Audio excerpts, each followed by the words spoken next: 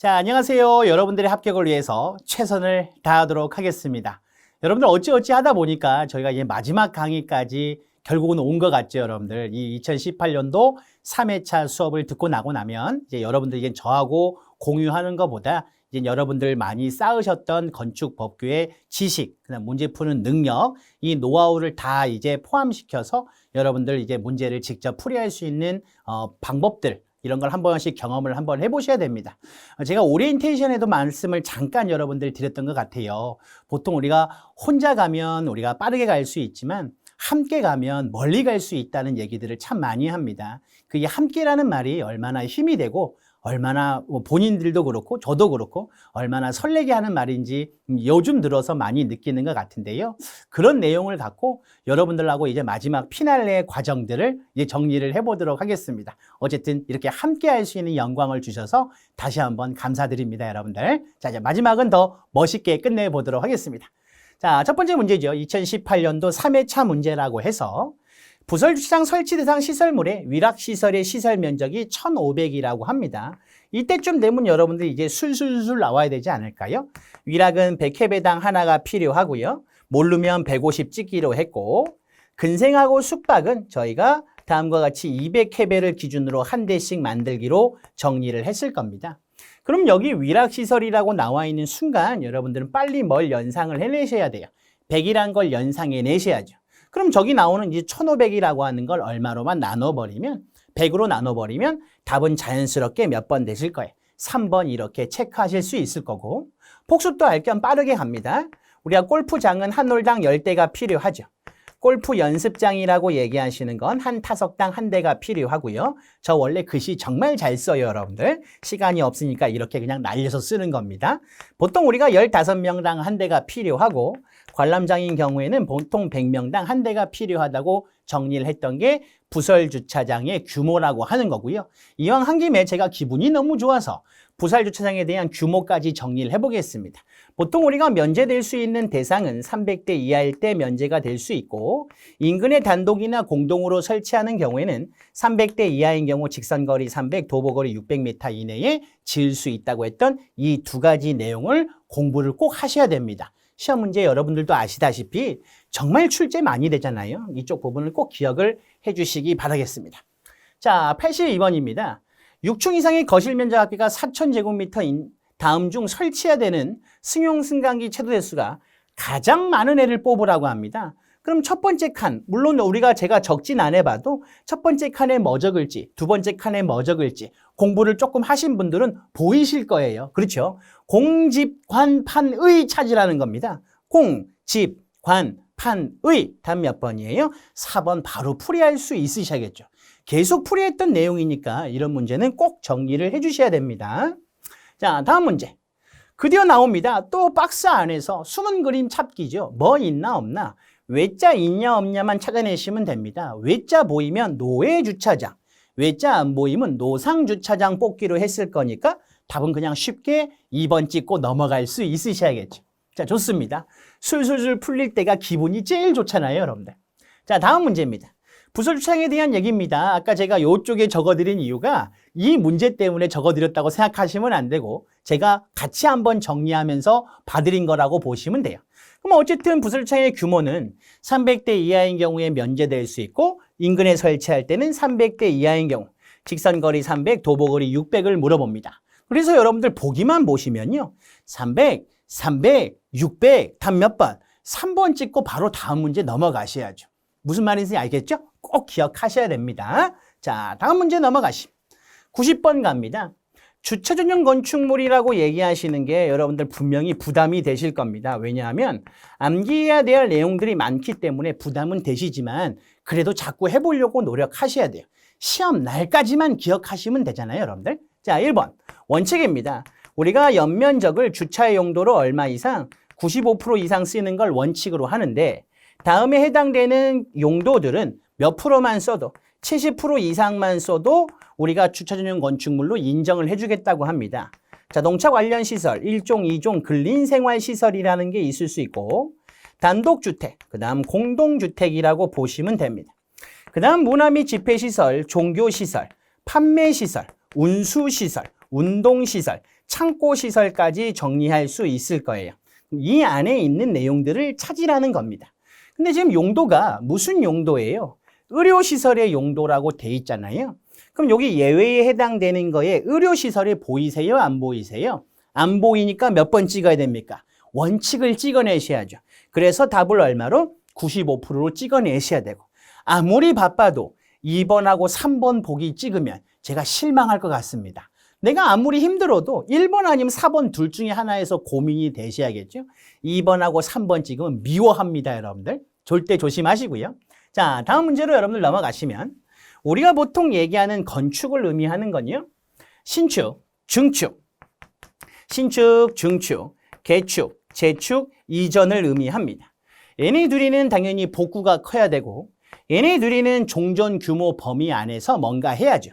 얘는 당연히 따오려면 해체란 말이 나와야 되고 얘는 멸실이란 말 나와야 되고 얘는 없는데 새로 축조가 되셔야겠죠. 얘는 있는데 뭐 하는 거? 늘리는 걸 얘기하는데 그 늘리는 거에는 건축 면적, 연면적 이렇게 얘기하는 면적이 있고 높이가 있고 층수가 있지.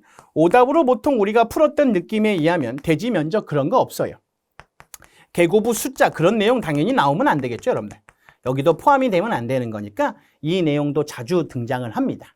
그럼 지금 이렇게 물어보는 건 주요 구조부를 해체하지 아니하고 같은 대지 안에서 다른 위치로 옮기는 것은 그걸 뭐라고 할 거예요?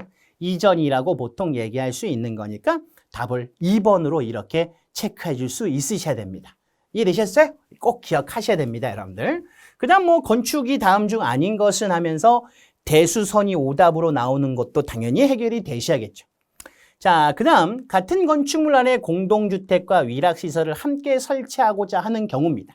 자, 첫 번째 우리가 구분하셔야 될 건 원칙입니다. 공동주택 등이라고 하는 무리들과 위락시설 등이라고 하는 무리들은 하나의 건축물 안에 지을 수 없다라고 하는 겁니다. 왜 그러냐면 위락시설 등은요, 아무래도 화재가 빈번하게 발생할 수 있는 거고 공동주택 등이라고 얘기하는 건 거동이 불편해서 대피가 그렇게 신속하게 이루어지지 않을 것 같은 용도들만 묶어 놓은 거예요. 원래는 하나의 건축물 안에 지을 수는 없습니다. 그런데 다음과 같은 조치를 취하면 하나의 건축물 안에 지을 수 있다고 해주는 거예요. 우리가 보통 얘기하는 구조는 내화 구조로 만들어야 되고요. 그 다음 하나 더 얘기하는 건 서로 이웃되지 않게 배치를 해야 되고 그 다음 서로 여러분들 출입구에 해당되는 보행거리는 멀면 멀수록 좋은 거니까 30m 이상을 만들어 달라고 하는 겁니다. 세 번째는 용도 제한을 조금 강화하고 싶다고 해서 지금 현존하는 대한민국에서는요. 어떠한 조치를 다음과 같은 조치를 취해도 절대로 같은 건축물 안에 지을 수 없다고 하는 용도가 있습니다. 우리가 도매시장, 소매시장 같은 경우는 화재가 제일 많이 나고 화재가 나도 정말로 대규모 피해가 예상되는 거니 노인복지시설과 아동 관련 시설은 거동이 불편할 수밖에 없으니까 대피가 정말로 신속히 이루어지지 않을 거라고 보는 거고요. 또는 여러분들 우리가 다중생활시설, 고시원 얘기하는 겁니다. 이 다중생활시설과 뭐 조산원, 이런 공동주택 이런 걸 같이 지을 수 없다라고 하는 기준도 같이 구분을 해주시면 돼요. 첫 번째부터 내용을 정리합니다. 다음 중 옳지 않은 것은 우리 건축법규에서 얘기하는 구조는요. 무조건 앞에 구조가 다 무슨 구조여야 됩니까? 내화 구조여야 되는 거니까 답 바로 몇 번이에요? 1번이 틀렸습니다. 재료는 무조건 불연재료, 구조는 무조건 내화 구조고 자 2번 서로 이웃하지 않도록 배치하는 거 맞는 말이고요. 3번 공동주택과 위락시설은 내화 구조로 되어 있는 바닥과 벽으로 구획해서 서로 완전히 틀어막으라는 말이겠죠. 네 번째입니다. 공동주택구의 출입구하고 위락시설 등의 출입구는 멀면 멀수록 좋은 거니까 그때 기준은 얼마? 30m 이상으로 보통 구분하시면 돼요. 건축법규에서 길이가 조금 길어졌다고 하면 기준이 보통 다 30m를 기준으로 합니다, 여러분들. 그런 느낌으로 구분을 하나 해주시면 되죠. 답은 바로 몇 번 찍으시면 돼요. 1번 이렇게 찍으실 수 있는 거니까 꼭 구분을 하십시오. 그럼 이런 내용은 자주 나오는 내용 아닌데 왜 교수님 난이도가 하가 되는 겁니까? 라고 하면 제가 누누이 설명했습니다. 구조는 무조건 앞에 무슨 구조? 내화 구조. 재료는 무조건 무슨 재료? 불연 재료. 그래서 답을 1번을 쉽게 뽑을 수 있기 때문에 이러한 내용들을 내가 많이 접하지 않았다고 할지라도 문제 푸는 데는 쉽게 풀이할 수 있을 거라고 보겠다는 거죠. 무슨 말인지 이해되시죠, 여러분들? 네. 자, 다음 문제로 넘어갑니다. 보통 우리가 건축법령상 지하층의 정의에 갈로 안에 알맞는 것은 하시면 우리가 보통 첫날 공부한 겁니다. 지하층을 구분할 때는요. 땅속으로 들어간 깊이가 얼마 이상 들어갔냐 안 들어갔냐 뭐만 기억하라고 했어요? 2분의 1만 기억해 주시라고 설명했겠죠. 답은 바로 몇 번이에요? 1번으로 구분할 수 있습니다. 자, 건축물을 우리가 이렇게 그렸는데 얘를 우리가 지표면이라고 보고요. 다음에 해당하는 건축물을 이렇게 있다고 칩니다. 자, 이렇게도 그렸고 이렇게도 이렇게 그렸어요. 그럼 제가 1번으로 표시된 부분은 당연히 지표면보다 위에 있을 거니까 지상층이고 제가 2번으로 표현한 건 당연히 밑에 있을 거니까 뭘로 봐요? 지하층으로 보는데 제가 지금 주목으로 표현한 부분은 지상층입니까? 지하층입니까? 물어보시면 일반 분들은 보통 얘기하기 좋다고 뭐라고 합니까? 그렇죠. 반지하층이라고 얘기하는데 이 반지하층이란 말이 건축 법규에선 통용할 수가 없습니다. 지상층 아니면 무조건 지하층으로 구분을 하셔야 될 거니 지금 여기에 해당되는 높이, 층고를 의미하는 거죠. 그게 땅으로 들어가 있는 높이가 여기 높이의 반 이상이 여기에 해당되면 뭘로 보겠다는 거고 지하층으로 보겠다는 거죠. 반 이상 밑으로 들어가면 지하층, 반 이상이 들어가지 않으면 지상층으로 보겠다고 의미를 하는 겁니다. 그것만 여러분들 구분하셔도 답을 다음과 같이 2분의 1이라고 뽑아낼 수 있을 거라고 보고요.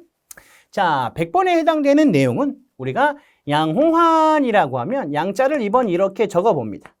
자, 뒤에 보이는 야자를 이렇게 지워서 조금 돌리면 이렇게 보일 거예요. 아, 그러니까 뭐구나.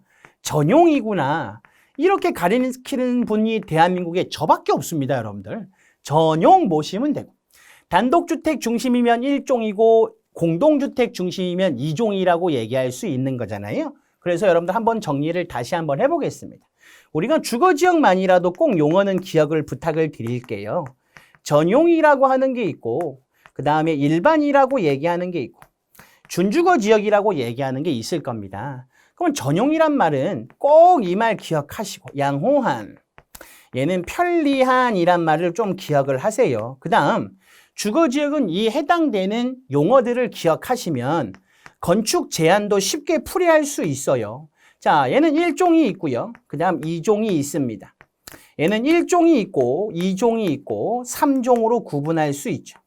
차이는 뭐예요? 라고 하면 얘는 단독주택 중심의 양호한 주거 환경이니까 1종 전용 주거지역이라고 하는 거고 얘는 공동주택 중심의 양호한 주거 환경이면 2종 전용 주거지역이라고 하는 거죠.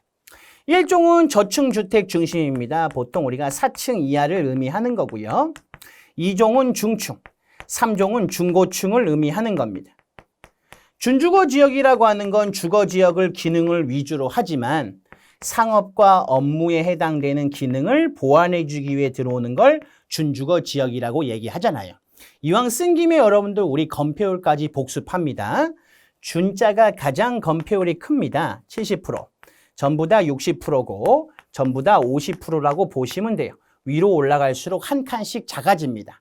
다만 이 3종에 해당되는 부분만 얼마로 다시 한번 50%로 바꿔내는 거니까 요 내용에 대한 기준을 정리하시면 풀 수 있는 문제가 많아집니다. 꼭 한번 정리해 보세요. 그럼 어쨌든 양호한이니까 전용 둘 중에 하나 찍으셔야 되고 공동주택이란 말 보이니까 바로 답은 몇 번 찍어야 돼요. 2번 이렇게 풀이를 쉽게 하실 수 있어야겠죠. 자, 이렇게 여러분들 빨리 풀면 제가 여러분들한테 설명한 시간 외에 여러분이 직접 빨리 풀었다면요. 지금 요 난이도 하까지 오는데 시간이 5분이 채 안 걸렸을 겁니다. 왜? 우리 문제 다 읽을 거 아니고 필요한 내용만 찾으면 될 거니까. 그럼 그 5분에다가 이제 난이도 중에 해당되는 문제로 접근을 해보도록 하겠습니다. 자, 다음 중 용도 변경에 관련된 시설군과 해당 시설군에 속하는 건축물의 용도가 연결이 옳지 않은 것을. 그럼 저희 계속 정리했던 게 자산 전문 영교근 주기입니다. 올라가면 어려울 거니까 허가고요. 내려오면 쉬울 거니까 신고라고 정리를 해드렸을 거예요.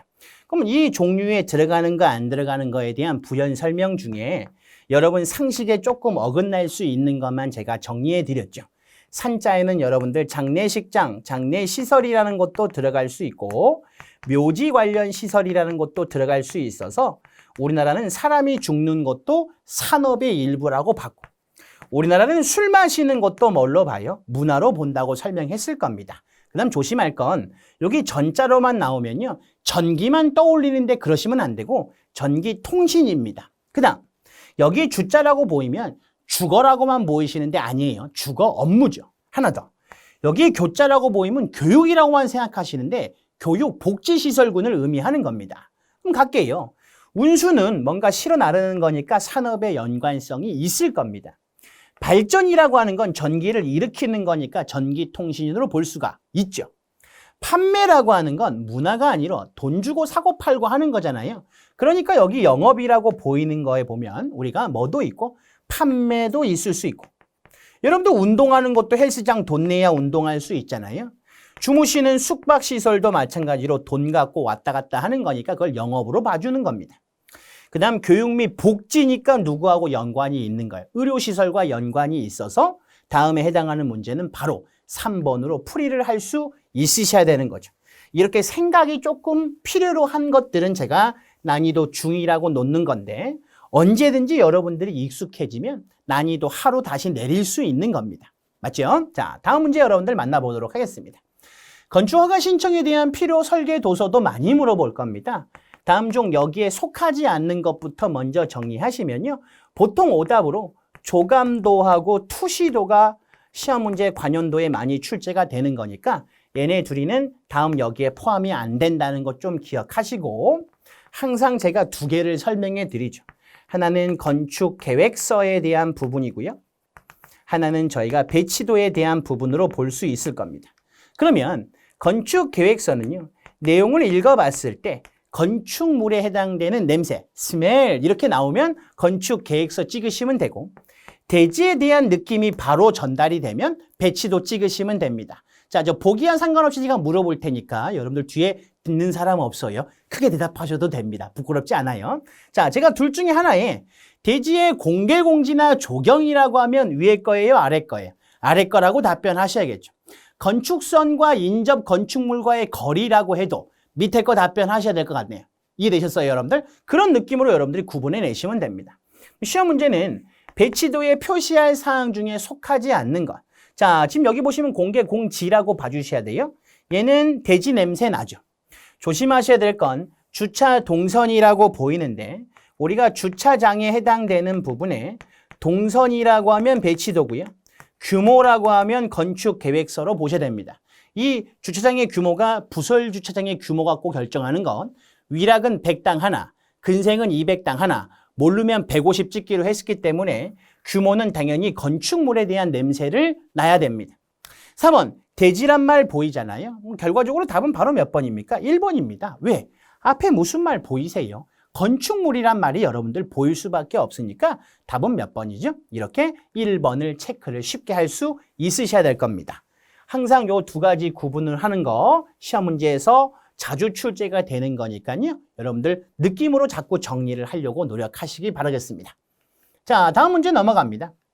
필해 설비 많이 물어보죠. 우리가 건축물 높이가 20m 이상인 경우에 필해 설비를 설치해야 되고 돌침 같은 경우는 건축물에 대해서 우리가 25cm 정도 돌출돼 있어야 되고 그다음 인하도선, 접지거, 수레부에 해당되는 부분은 피복이 없는 동선을 기준으로 해서 50mm 제곱 이상이 돼야 되고 그런 거 다 필요 없습니다.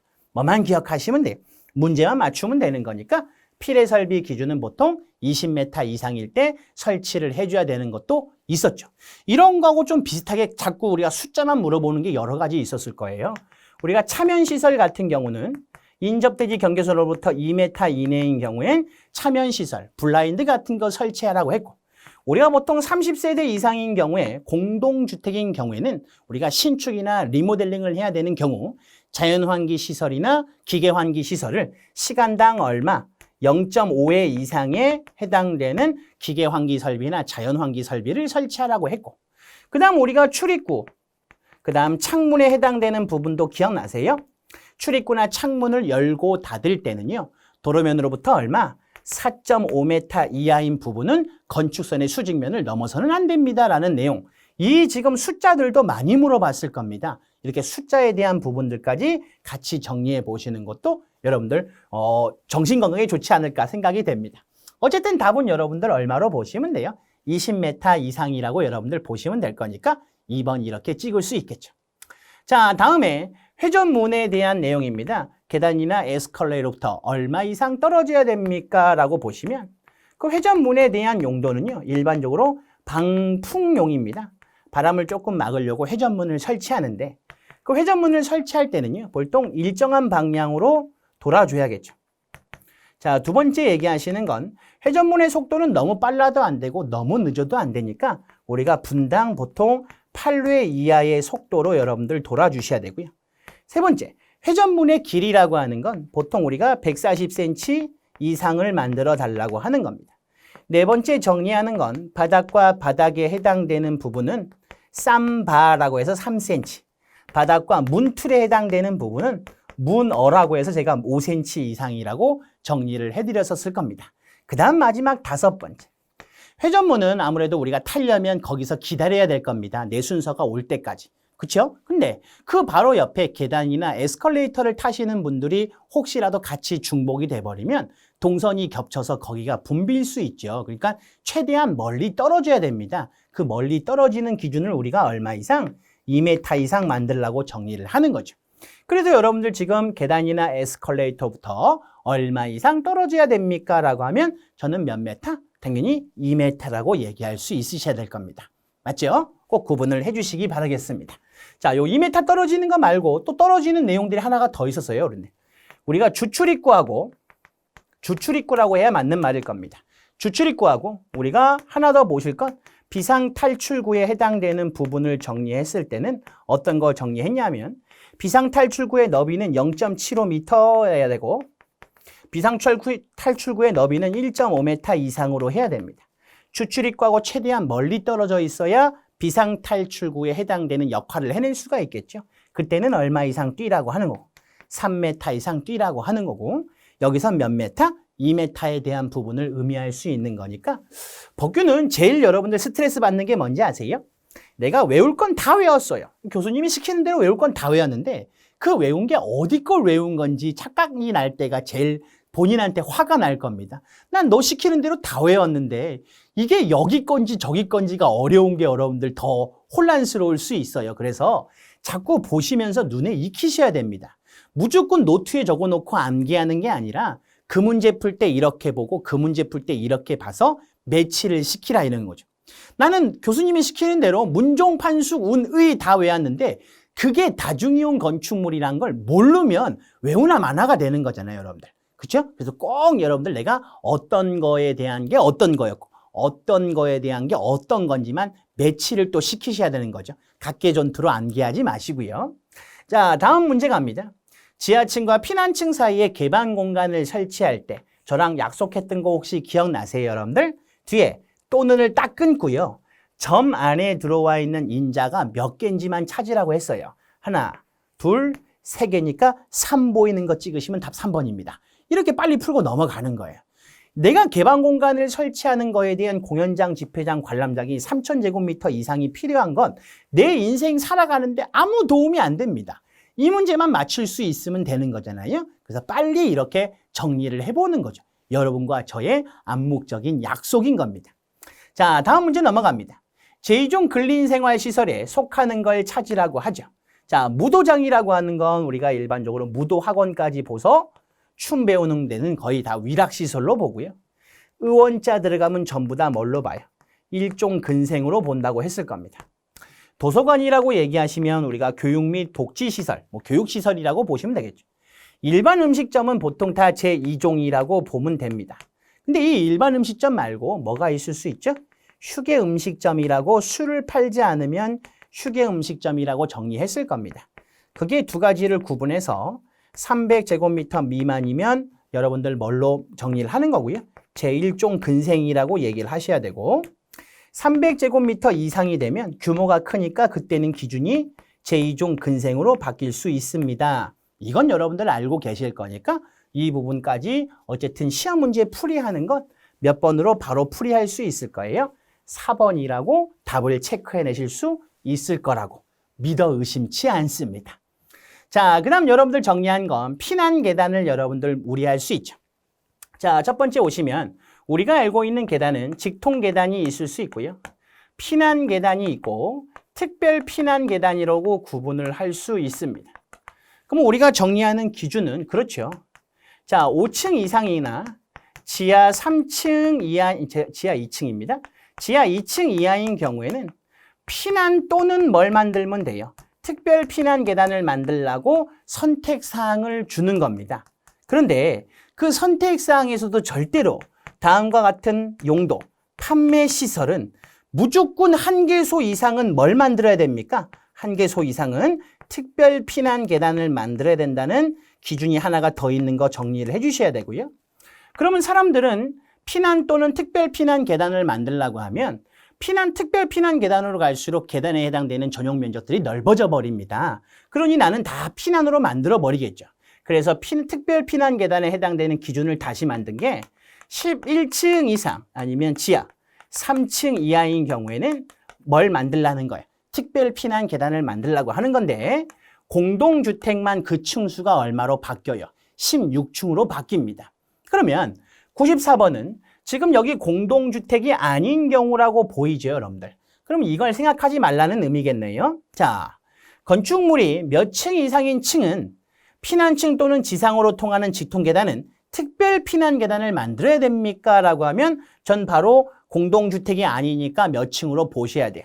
11층으로 이렇게 확인할 수 있으셔야겠죠. 자, 그 다음 넘어오시면 지표면으로부터 지붕틀 또는 이와 비슷한 수평재를 지지하는 벽, 깔돌이, 기둥의 상단까지의 높이를 우리가 보통 뭐라고 얘기해요? 처마 높이라고 얘기할 수 있는 겁니다. 여기 지금 층고라고 여러분들 보일 텐데 층고는 바닥 구조체 어디서부터? 윗면으로부터 위층 바닥 구조체 어디까지를 얘기하는 거예요? 윗면까지를 얘기할 수 있는 겁니다. 그래서 제가 위에서부터 위에까지 얘기합니다 하면 층고라고 여러분들 보실 수 있겠죠. 자, 이렇게 여러분들 바닥 구조체를 만들고 여기도 바닥 구조체를 이렇게 만든다고 치겠습니다. 여기는 여러분들 바닥 구조체의 두께라고 보시면 되겠죠. 그럼 층고라고 하는 건요.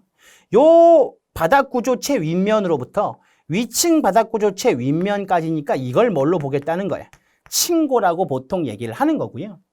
여기서 얘기하는 반자 높이라고 얘기하는 건 바닥으로부터 반자까지의 높이를 의미합니다. 반자라고 하는 건 위에 상부 슬라브의 마감선까지를 반자라고 보통 얘기할 수 있겠고 이 반자 높이를 우리가 구하는 문제도 혹시 기억나세요?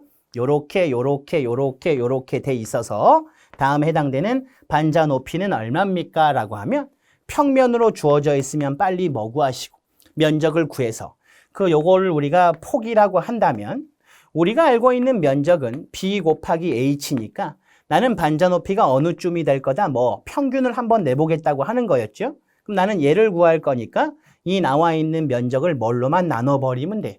폭으로 나눈다고 해서 풀이했던 문제가 있었을 겁니다. 꼭 한번 정리해 보시고.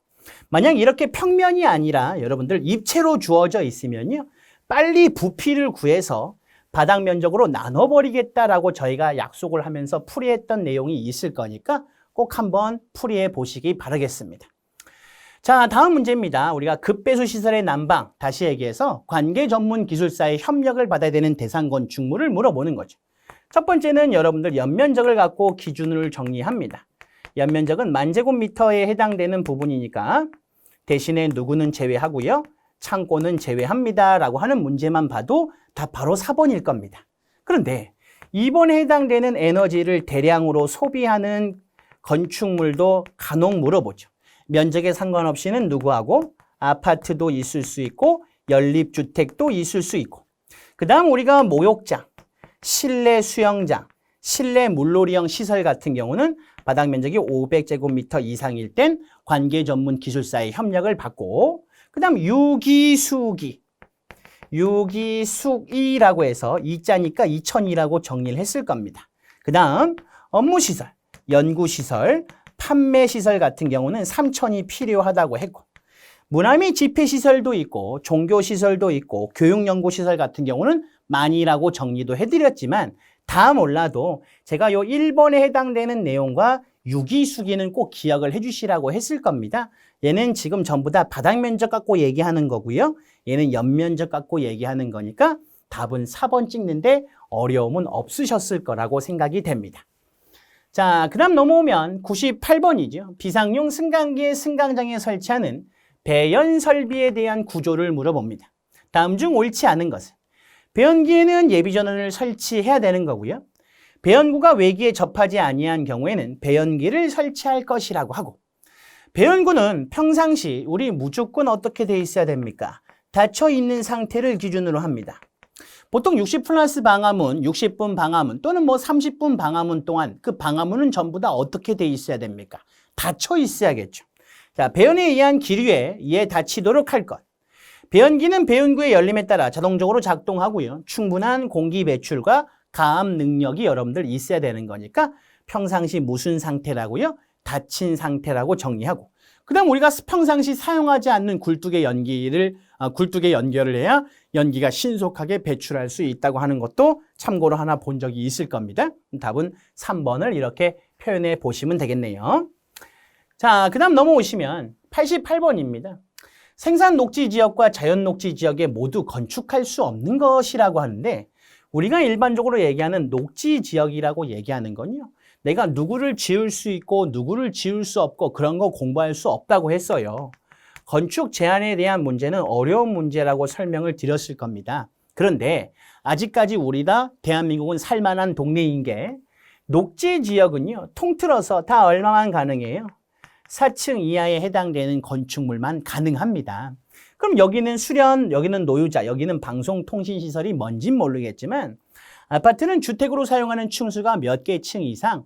5개 층 이상이죠. 그러니까 4층 이하엔 포함사항이 될 수가 없기 때문에 답을 몇 번으로 풀이할 수 있습니까? 이렇게 아파트로 여러분들 풀이할 수 있을 겁니다. 자, 이러면서 여러분들 우리가 건축법규에 대한 이론과 문제풀이까지에 대한 모든 대장정이 마무리가 됩니다.